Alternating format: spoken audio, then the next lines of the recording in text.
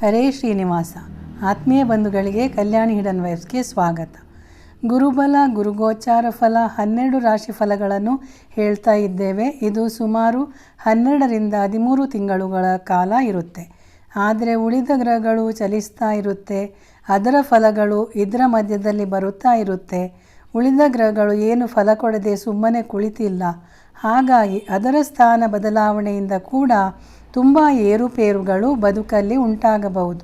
ಒಳ್ಳೆಯದೂ ಇದೆ, ಕೆಟ್ಟದ್ದೂ ಇರುತ್ತೆ. ಎಲ್ಲವನ್ನೂ ದಿನ ನೋಡ್ತಾ ಕೂತ್ರೆ ಅದಕ್ಕೆ ತುಂಬ ಸಮಯ ಬೇಕಾಗುತ್ತೆ. ಬೇರೆ ಕೆಲಸ ಕಾರ್ಯಗಳು ಯಾವಾಗ ಮಾಡೋದು ಅಲ್ವಾ?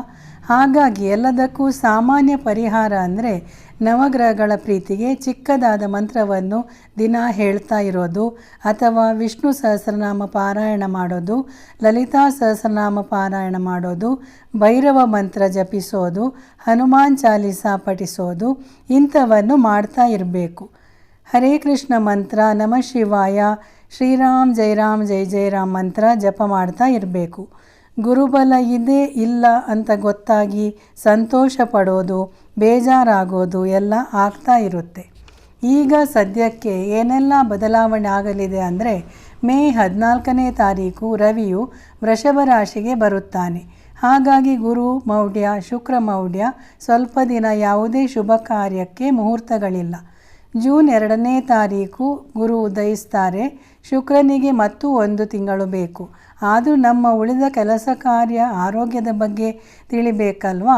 ಹಾಗಾಗಿ ಒಂದು ಬ್ರೀಫ್ ರಾಶಿಫಲ ಹೇಳ್ತೇನೆ. ಅದಕ್ಕೂ ಮೊದಲು ಈ ತಿಂಗಳಲ್ಲಿ ಬರುವ ಕೆಲವು ವಿಶೇಷ ದಿನಗಳು ಯಾವ್ಯಾವುದು ಇದೆ ಅಂತ ತಿಳ್ಕೊಳ್ಳೋಣ. ನಿನ್ನೆ ಅಕ್ಷಯ ತೃತೀಯ ಆಯ್ತಲ್ವಾ?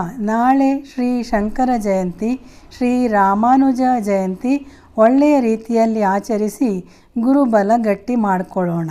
ನಂತರ 14ನೇ ತಾರೀಕು ವೃಷಭ ಸಂಕ್ರಮಣ. ಸೂರ್ಯನು ವೃಷಭ ರಾಶಿಗೆ ಪ್ರವೇಶ ಮಾಡ್ತಾನೆ. ಮತ್ತು ಈ ದಿನ ಗಂಗೋತ್ಪತ್ತಿ. ಮೇ 21ನೇ ತಾರೀಕು ನರಸಿಂಹ ಜಯಂತಿ. ಮಂಗಳವಾರವೇ ಬಂದಿರುವುದರಿಂದ ಚೆನ್ನಾಗಿ ನರಸಿಂಹದೇವರ ಪೂಜೆ ಆರಾಧನೆ ಮಾಡಿ ನರಸಿಂಹನ ಕೃಪೆಗೆ ಪಾತ್ರರಾಗೋಣ. ಮತ್ತು 23ನೇ ತಾರೀಕು ಬುದ್ಧ ಪೂರ್ಣಿಮಾ ಹಾಗೂ ಕೂರ್ಮ ಜಯಂತಿ.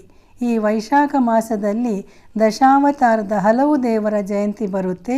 ಈ ವೈಶಾಖ ಮಾಸದಲ್ಲಿ ಸ್ನಾನ, ದಾನ, ಪೂಜೆ, ಜಪ ಎಲ್ಲವೂ ಅತ್ಯಂತ ಫಲಗಳನ್ನು ಕೊಡುವಂಥವು. ಸಾಧ್ಯವಾದಷ್ಟು ಮಾಡಿ ಪುಣ್ಯ ಗಳಿಸೋಣ. ಈಗ ಸೂರ್ಯನ ವೃಷಭ ರಾಶಿ ಪ್ರವೇಶದಿಂದ ಯಾವ ರಾಶಿಗೆ ಯಾವ ಬದಲಾವಣೆ ಬರುತ್ತೆ ಅಂತ ಸಣ್ಣದಾಗಿ ತಿಳಿಯೋಣ. ಇದು 1 ತಿಂಗಳಿಗೆ ಮಾತ್ರ. ಮೊದಲನೇ ರಾಶಿ ಮೇಷರಾಶಿ. ಮೇಷರಾಶಿಗೆ 2ರಲ್ಲಿ ಸೂರ್ಯ ಬರೋದ್ರಿಂದ ಸ್ವಲ್ಪ ಭಯವನ್ನು ಸೂಚಿಸುತ್ತದೆ ಹಾಗೂ ಧನಹಾನಿಯ ಸಂಭವವಿದೆ. ವಾಹನ ಚಲಾಯಿಸುವಾಗ ಹುಷಾರಾಗಿರಿ. ಇದೆಲ್ಲದರಿಂದ ಏನೂ ಬೇಡ ಅನ್ನೋ ಒಂದು ಭಾವನೆ ಬರಬಹುದು. ಪರಿಹಾರವಾಗಿ ಶಿವನಿಗೆ ಹಾಗೂ ಶಿವನ ಪರಿವಾರಕ್ಕೆ ಅಭಿಷೇಕ ಮಾಡುವುದು ಒಳ್ಳೆಯದು.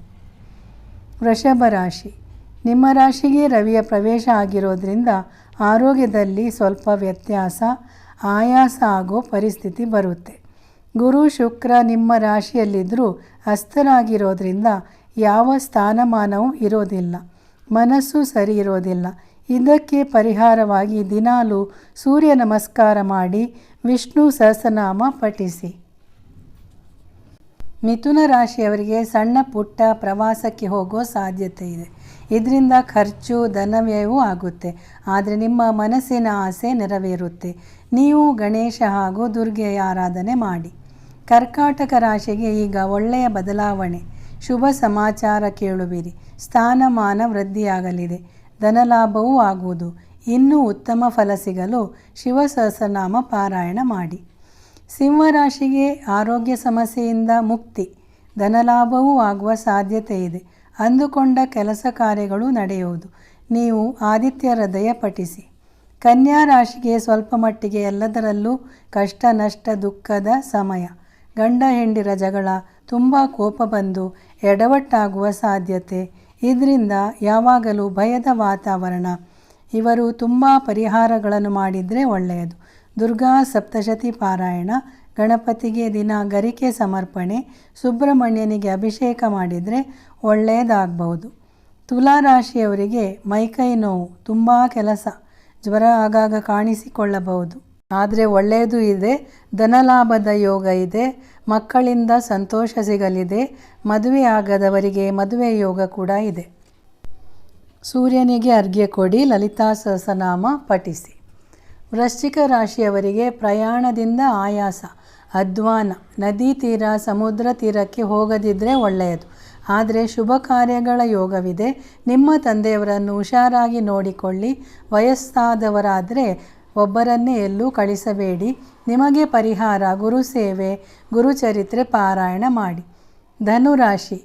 ಧನುರಾಶಿಯವರು ಅನಾರೋಗ್ಯದ ಸಮಸ್ಯೆಯಿಂದ ಮುಕ್ತಿಯನ್ನು ಪಡೆಯುವರು.